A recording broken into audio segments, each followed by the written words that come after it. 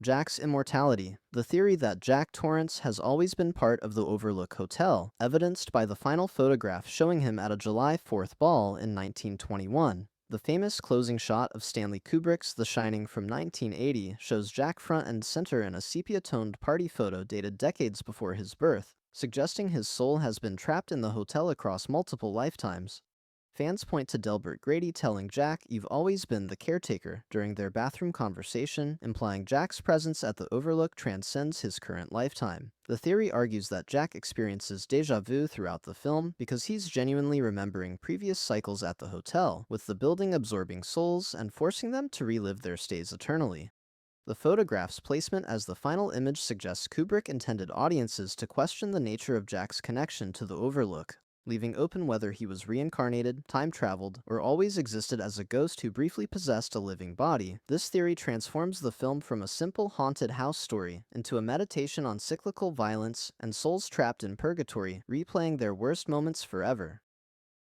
Shared universes. The theory that multiple John Carpenter films exist within a single shared universe, connected through subtle references and recurring elements. Fans point to Tommy Doyle, the child Laurie Strode babysits in Halloween from 1978, sharing his name with a character in Carpenter's later work. The Silver Shamrock commercials from Season of the Witch appear on television screens in other Carpenter films, implying the evil corporation exists across his fictional world. Theorists note that Christine from 1983 and The Fog from 1980 share thematic elements suggesting they occur in the same reality where supernatural evil takes various forms. This interconnected universe theory reframes Halloween the 3 as a legitimate part of Carpenter's larger mythology rather than an outlier. The theory suggests Carpenter was building a cohesive world where different types of horror coexist, from slashers to ghosts to possessed vehicles, all threatening the same fictional America.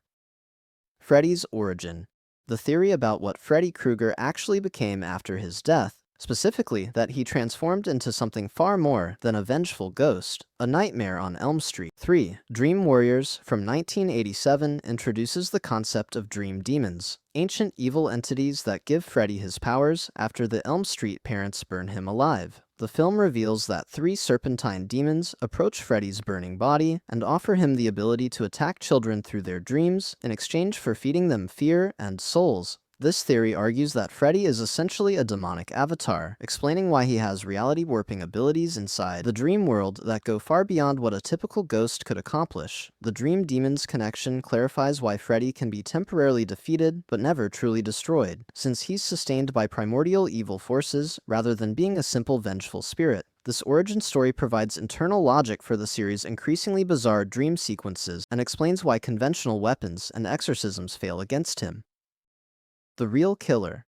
The theory that Hank Loomis, Billy's father, was actually involved in or even masterminded the Ghostface killings in the original Scream from 1996. Theorists point to Hank's suspicious absence throughout most of the film despite his son being involved in a murder spree, with Billy explaining his father's away on business at convenient moments. The film reveals that Hank had an affair with Maureen Prescott, Sidney's mother, which led to Billy's parents' divorce and motivated Billy's revenge plot. However, fans argue that Hank's affair gives him equal motive to want Maureen dead, and his complete absence from the investigation seems deliberately orchestrated. The timing of Hank's return to Woodsboro, showing up at the Macker house just after the killing spree ends, seems too convenient to be accidental. Theorists note that Billy's level of planning and psychological manipulation seems unusually sophisticated for a teenager, possibly indicating adult guidance. This theory adds another layer to Billy's motivation, suggesting he wasn't just avenging his broken family, but potentially protecting or avenging his father. Andy's imagination. The theory that Chucky never actually came to life in Child's Play from 1988, and that Andy Barclay is a deeply disturbed child whose trauma manifests as a homicidal imaginary friend. Theorists argue that only Andy sees and hears Chucky moving and talking throughout the first film, with adults consistently finding evidence that could be explained by Andy himself committing the murders. The theory suggests that Andy, dealing with being fatherless and his family's poverty, creates Chucky as an outlet for rage he cannot safely express as a 6-year-old. Some versions argue that Andy genuinely believes Chucky is alive, making him an unreliable narrator whose perceptions the audience accepts at face value. However, the film explicitly shows multiple adults witnessing Chucky's movement and violence, particularly when Karen discovers the doll has no batteries. The theory remains compelling because it explains why a child would remain so attached to a doll that he claims is trying to kill him, suggesting deep psychological need rather than supernatural reality. Time loop. The theory that the ritual in the cabin in the woods from 2012 exists in a recursive loop across multiple realities, with each failure creating a new universe where the ritual must be attempted again. The film reveals that an ancient organization manipulates young people into reenacting horror movie scenarios to appease subterranean gods who will destroy humanity if not satisfied. Theorists argue that Dana and Marty's decision to let the world end rather than complete the ritual doesn't actually end everything, but instead resets reality, creating a new timeline where the organization must try again. The facility's advanced technology and knowledge of precise ritual requirements suggests they've been perfecting this process across countless iterations, learning from previous failures in alternate timelines. Fans point to how the director character seems resigned, rather than surprised, when Dana and Marty refuse, possibly because she's experienced this rebellion before in other realities. The ending shows the ancient gods rising to destroy the world, but theorists argue this destruction creates the conditions for the next reality where the organization exists and must try again. Before we continue, if this is your kind of thing, I make videos like this all the time. A subscribe would be awesome. Parallel dimension. The theory that Room 237 in The Shining serves as a gateway to a parallel dimension, explaining all the supernatural phenomena in the Overlook Hotel. Fans point to the hotel's impossible architecture, including windows that shouldn't exist based on the building's exterior and hallways that seem to change configuration between scenes. Room 237 itself defies spatial logic, with its interior appearing larger than its exterior dimensions would allow, suggesting it exists partially in another space. Theorists argue that the woman in the bathtub, who transforms from beautiful to decayed, represents entities from the parallel dimension bleeding into our reality. The hotel's history of violence has supposedly thinned the membrane between dimensions, allowing the parallel world's inhabitants to interact with guests. This theory explains why Jack sees people from different time periods simultaneously, and why the hotel seems to have agency beyond simple haunting. The parallel dimension houses the entities that appear as ghosts, but they're not actually dead humans, but rather beings that exist in a reality where time operates differently. Michael's Curse. The theory that Michael Myers operates under the Curse of Thorn, a druidic curse that explains his supernatural durability and drives him to kill his family members. Halloween 6. The Curse of Michael Myers, from 1995, explicitly introduces this cult and curse, revealing that a secret organization has been manipulating Michael since childhood through an ancient runic symbol. The cult believes that one family in each tribe must be sacrificed to Thorn during Samhain to prevent mass death, with Michael serving as their unwilling weapon. Theorists point to Dr. Loomis describing Michael as pure evil rather than human, suggesting even early in the franchise that something supernatural explains his behavior. This curse explains why Michael survives being shot 6 times and falling from a balcony in the original film, why he withstands being burned throughout the sequels, and why he fixates specifically on killing his family members. The theory argues that Michael has no choice in his actions because the curse compels him to kill blood relatives during Halloween, making him as much a victim as a villain. The Thorn cult connection makes the entire franchise coherent, explaining supernatural elements that otherwise contradict the series' attempts to ground itself in reality. Alien prequel. The theory that the alien creature in The Thing from 1982 had previously reached Earth thousands of years ago, influencing ancient human civilizations. The Norwegian camp's discovery video shows the spacecraft buried in ice for what scientists estimate to be thousands or even hundreds of thousands of years, based on geological evidence. Theorists point to the pyramids and other massive stone structures as potential evidence of previous Thing encounters, suggesting ancient humans either fought off an earlier incursion or that infected Thing humans built these monuments. The pilot creature found in the spacecraft appears to have been dead or frozen for an enormous span of time, raising questions about whether other crew members might have escaped. Some versions suggest that certain ancient myths about shapeshifters and body snatchers might actually be distorted cultural memories of Thing encounters passed down through generations. The creature's ability to perfectly replicate any organism means that if even one cell escaped in ancient times, it could have been hiding in the global ecosystem for millennia. This theory transforms the Thing from an isolated incident into a potential explanation for humanity's deepest fears and our civilization's development. Metaphor reality. The theory that victims sent to the sunken place in Get Out from 2017 are actually dead, not merely trapped in a conscious but powerless state. The film shows Chris Washington experiencing the sunken place after Missy Armitage hypnotizes him, sinking into a dark void where he can only observe while losing control of his body. Theorists argue that the neurosurgical procedure doesn't actually preserve the victim's consciousness, but rather kills them, with the sunken place representing a transition state between life and death. Rod Williams's investigation treats Chris's disappearance as an abduction and potential murder, possibly understanding the reality better than audiences initially realize. Fans point to Chris's experience showing no actual internal dialogue or ability to influence his body, which would be neurologically impossible if his brain remained alive. The sunken place imagery of infinite darkness with a single distant light mirrors classical near-death experiences, suggesting Jordan Peele intended it as literal death rather than imprisonment. This interpretation makes the Armitage family not just racist body thieves, but actual serial killers who gaslight their victims into believing consciousness transfer is possible when they're simply murdering people. Jigsaw's successor. The theory that Dr. Lawrence Gordon, the survivor from the first Saw film in 2004, actually planned and orchestrated many of the later film's events. Saw 3D from 2010 reveals that Gordon survived cutting off his foot and that John Kramer secretly rescued and recruited him, but theorists argue Gordon's involvement goes much deeper. The theory points to Gordon's medical knowledge perfectly explaining the increasingly complex biological traps in later films, particularly the surgical precision required for devices in Saw 6. Timeline analysis shows significant gaps between Gordon's rescue and his revealed activities, suggesting he had years to plan independently. Fans note that Gordon appears in Saw 3D to save Hoffman, but has been absent from the visible operation for years, implying he was working behind the scenes as the real mastermind. The elaborate nature of later traps and vast resources required suggests someone with Gordon's education, income, and hospital access rather than the working-class backgrounds of other apprentices. This theory recontextualizes the entire franchise as Gordon's story, with his transformation from victim to successor representing the most complete embrace of Jigsaw's philosophy.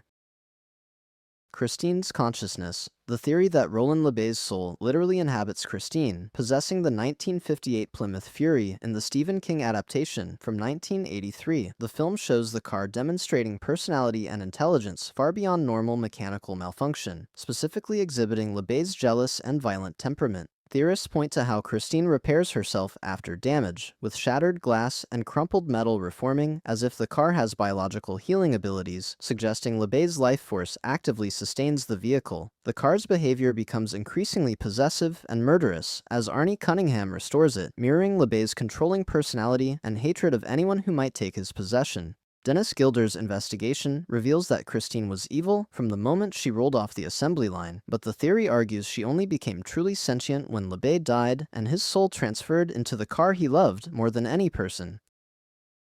Government experiment. The theory that the Rage virus in 28 Days Later from 2002 was deliberately released by the British government or military as an experiment. The film begins with animal rights activists breaking into a Cambridge research facility and releasing infected chimpanzees, but theorists question how activists could so easily breach a laboratory working on a world-ending pathogen. Fans point to the military's remarkably fast and organized response, including Major Henry West's unit establishing a fortified mansion with supplies that suggest advanced preparation. The facility's location in Cambridge, home to government research partnerships, suggests official involvement. Theorists note that the virus spreads with perfect efficiency to create maximum chaos, but doesn't mutate as natural pathogens typically would, indicating possible engineering. The character of Mailer, the infected soldier kept chained for observation in the sequel, demonstrates that the military was immediately studying the infected rather than simply surviving, suggesting pre-existing research protocols. This interpretation transforms the film from a zombie apocalypse into a conspiracy thriller where the government sacrificed its own population.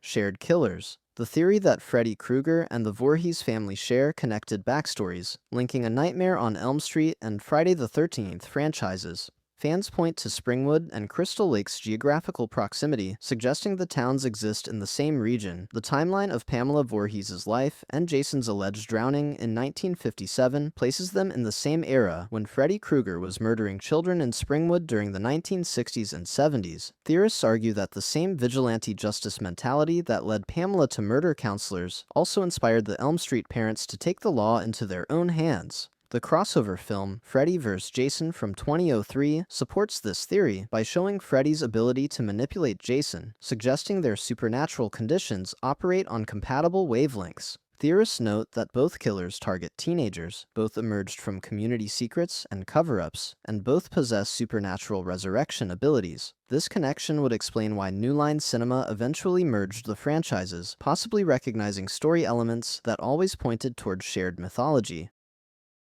Real haunting. The theory that Bathsheba Sherman, in The Conjuring from 2013, was falsely accused of witchcraft, and that a different, more powerful demonic entity is actually responsible for the Perron family's haunting. The film portrays Bathsheba as a 19th century witch who sacrificed her baby to Satan. However, theorists examining actual historical records found that the real Bathsheba Sherman was accused but never convicted of harming her child. The theory argues that the demon Valak or another powerful entity might be using Bathsheba's persecuted spirit as a mask to carry out attacks. Fans point to the Perron family's farmhouse having a history of death and violence extending back before Bathsheba's time, suggesting something older has claimed the land. The film shows the entity demonstrating powers far exceeding what a witch's ghost should possess, including the ability to possess Carolyn Perron and command lesser spirits. This theory inverts the film's narrative by making Bathsheba a victim twice, first of historical witch hunt hysteria, and second, of demonic forces exploiting her tragic story. Bootstrap paradox. The theory that certain horror films operate on bootstrap paradoxes, where events are self-causing with no clear origin point. Triangle from 2009 follows Jess aboard a ship where she discovers she's trapped in a time loop where she must kill her past selves to continue existing, but the loop has no beginning or end. Time Crimes from 2007 presents Hector, discovering that his attempts to prevent a crime create the crime itself, with each loop iteration spawning from the previous.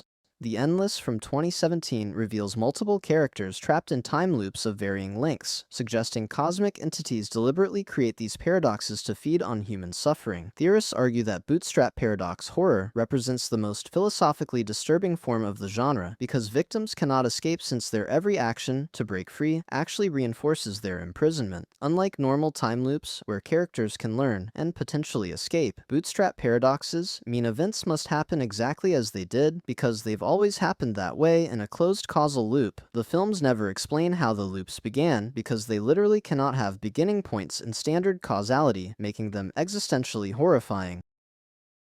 Orca intelligence. The theory that the killer whale in Orca from 1977 exhibits human-level or higher intelligence and is carrying out calculated revenge rather than acting on animal instinct. The film shows Captain Nolan accidentally killing a pregnant female orca, after which her mate systematically destroys Nolan's life through strategic attacks. Theorists point to the orca selectively targeting Nolan's boat, home, and business while avoiding random violence, showing the whale distinguishes between his specific enemy and innocent parties. The creature's ability to anticipate Nolan's movements and set what amount to traps suggests cognitive abilities far beyond normal animal behavior. Fans note that real orcas are among Earth's most intelligent animals with complex social structures and demonstrated capacity for grief, making the film's premise scientifically plausible. The whale's timing and patience in executing revenge indicates sapient rather than merely sentient intelligence. This theory makes Orca scarier than Jaws because the threat isn't a mindless eating machine, but rather a grieving, intelligent being with every right to seek justice. If this was interesting to you, consider subscribing so you catch every new video. Thanks for watching.